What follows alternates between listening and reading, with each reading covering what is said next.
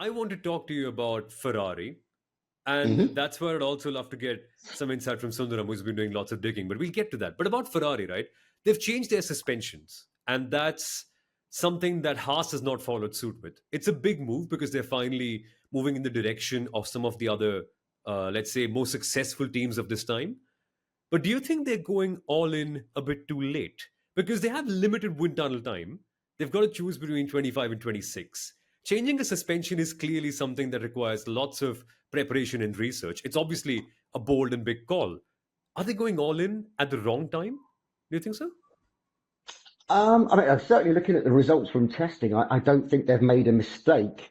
But of course, as you mentioned already, you've got the wind tunnel restrictions this year. You have budget restrictions. You're going to have two very competitive drivers driving around, what, maybe six other very competitive drivers. I think it could end up being a mistake, not from the technical side, but from that managing the entire season side. Obviously, you've got 2026 massive rule changes coming up. I think the change from push rod at the front to pull rod is not as big an important thing as a lot of people have made out, particularly the Italian press that predict this one way or the other every year that they're going to switch to one or the other and making claims, sometimes actually, saying exactly the opposite of what they said last time. I don't think it's that important. It's a small aerodynamic thing. I don't think it's going to fundamentally change the way that they manage their tyres. I think there's a much bigger picture than whether you're pushing and pulling the springs of the dampers because they don't really care, tucked away inside the nose of the car. But it has been a big investment for what's probably quite a small performance increase. But Ferrari have also made fairly fundamental changes to the rest of the aero on that car. You've then got Lewis, and you're going to have a lot of adaptation with both Lewis adapting to the car and Ferrari adapting to how Lewis likes to drive a car, which is a very specific style and not necessarily the same as Charles. So, yeah, I think it's odd that Ferrari have chosen to, invest so much of their resources into a relatively minor change when I think that there's, a much bigger picture to be looked at this season. And the interesting thing is usually when you have the regulations that are so stable across years, one of the things that teams tend to do is try and fix their weaknesses from the previous year. And at Mm. least in Ferrari's case, we've already known that they are very, very good in the low speed corners. But the Mm. thing that kind of put them off was the high speed corners. So, do you feel Yeah. that with the change in the suspension and also otherwise, do you feel they've made gains in that specific area? Well, I mean, that's going to be the question that I don't think Bahrain has really kind of given us the results. Although Bahrain is very much a rear limited track, a traction limited circuit. We haven't seen any, even in sector two, you haven't really seen enough of the high speed stuff to see if Ferrari have recovered, the level of downforce. When you look at the changes that they've made, the front pull rod will, give them a small downforce or aero efficiency improvement. The side pods are again potentially meaning that they're running slightly less drag than the bulkier side pods they had before, because they're running very much a McLaren style of slimmer side pod with those little winglets out the front. Everything adds up that they should have a little bit more performance in the car, but of course, so is everybody else. And whether they've switched into a different segment of performance where it is much more, higher downforce, but still with a reasonable level of efficiency to give them that high speed, medium speed corner performance advantage that they've had, but without wrecking their tyres. Testing hasn't given us the answer, but that is, the question Ferrari have to pose themselves this year, as long with lots of other teams. The Ferrari looks fast. Let's make no bones about that. That is definitely, top three. There's almost obviously it's going to be top four, but where it sits in those top three, it's hard to say. And you've got to think about how they're going to plan their season. If they are on for a championship with one of the drivers, are they going to have team orders? That's going to be pretty risky with those two characters and with the team management there. Do they go all out for constructors? There's lots of questions to be answered this year. And I think Ferrari, along with a few other teams, have probably got more questions being thrown at them than anyone else. But so far, there's no, negative things to say about the new Ferrari. Yeah, and the big focus for them is just making Lewis Hamilton comfortable, right? Because once you do that, you can unlock so much more. And they have such a good driver lineup. And throughout testing, I was amazed by the kind of mileage they were also able to get out. It's clear, right? Because there were other teams like Aston Martin who were very cryptic. so we can't Mm, tell. Cryptic, not by, mm, I don't know if it's by choice or by virtue of their lack of performance on track. But ultimately, we know a lot more about the likes of Ferrari and Red mm. Bull and McLaren with the kind of running they've done.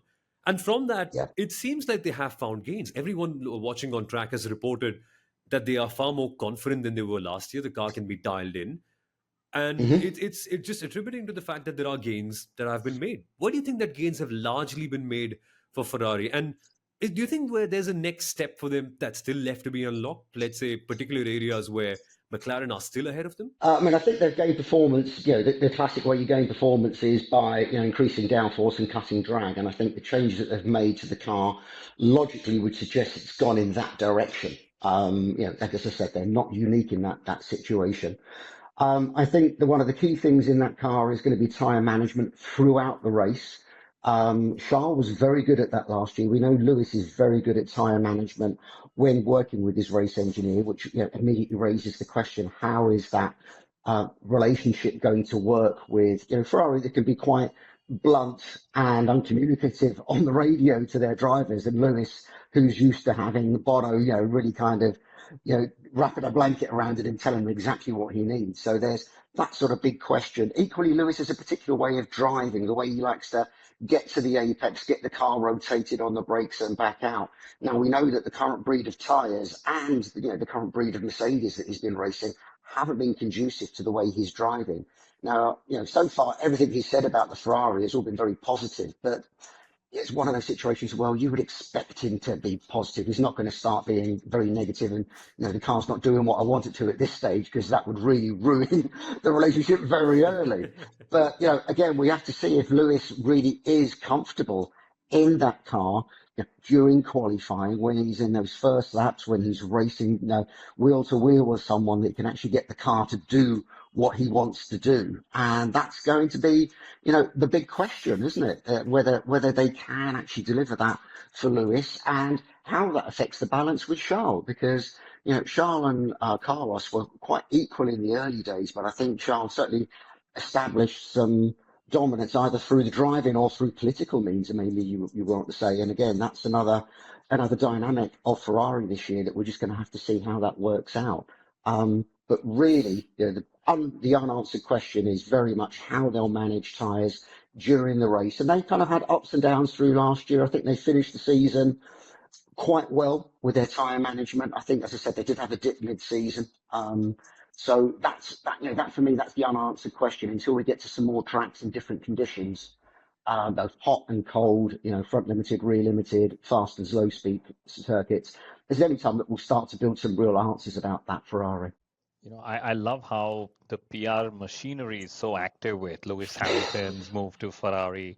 It's not about the eighth, it's about my first with Ferrari. I thought I didn't have any more firsts left in my career than the whole time interview that's come. I think it's pretty fantastic. And like you're saying, they want to do all they can to get the relationship off to a great start. It's needed. Momentum is so crucial. Mm. And you very rightly pointed out about, Lewis's driving style and how this era's Mercedes didn't sort of help him. Did you see anything in testing which gave you any hints on the fact that this Ferrari suits his driving style a little better, where he's able to extract more performance? Yeah, I mean, I think immediately you can see. I mean, I think you can read between the body language that look, and seeing the car's body language on the track, that it's much more suited to him. It's much more stable. The Mercedes, has been a horrible car over these past few years, and I think jumping into just a well-balanced and consistent car is going to be a big step forwards for him. Because obviously as a driver, you've got to build your confidence. That's the most important thing, probably more important than, the outright performance of the car, is the confidence of the driver. So yes, so far, but as I say, it's only when you get into those qualifying laps and those, late break moves to get past someone that you'll see if he's truly able to extract the performance from the car that he needs. But certainly there's nothing saying that that's not going to happen. So I would say on that side of things, everything's positive so far. That's an interesting point that you mentioned. You mentioned the confidence, and also that along with that comes adaptability. But when you join a different team, there's also a lot of unlearning that you have to do first, and then a lot of learning. especially when there's a team with a completely different sort of culture, completely different Mm, power unit, and their ways of working. So, mm. although people want to know if he can go completely at it from the very first race, we just want to understand what will be Lewis Hamilton's biggest challenge with Ferrari this year. For me, having seen how Lewis has worked, particularly as I say with Bono and with the rest of the team over the past few years, is how he's going to manage during the race. Lewis likes to get information. He likes to be told the lap times he should be doing, what other people are doing with their tyres, where the strategy's going. And you've always seen that quite open discussion. And Lewis being also quite critical of his team on the radio when he isn't getting what he wants or he's not happy with what he's got. And again, I think Ferrari are a very different environment. It's almost a bit more business-like rather than the matey pally relationship that he had with a lot of the people on the radio at Mercedes. I think, I mean, he could get pole at Melbourne, but I wouldn't be surprised if there's at some race that communication breaks down and Lewis isn't getting what he wants, and the chance of a result would be lost through them not communicating, them not getting the strategy and the discussions right. So for me, that's the one thing that I want to see, evolve through this year. And obviously, I think we all want to see any driver do well in the team. So I think for me, that is probably going to come maybe after an initial jump. I was actually watching the Bernie Ecclestone documentary. I don't know if you've seen it, Lucky. And it reminded me, and going back all those years, of the drivers when a big driver arrives at Ferrari, they'll win very early in the season of their debut season, and you think, wow, this is great. And then of course everything, you have that dip after. So that's what I would expect. I wouldn't be surprised to see a result from Lewis, at Melbourne or in those first races, be it a pole or a race win. But I don't think that would be indicative of, it all being fantastic throughout the season. I think there will be challenges for them, and with Charles as well. I mean, this isn't, a one-sided discussion there. I love how Charles is now suddenly become an afterthought. And, Yeah. understandably so, the greatest of all time has joined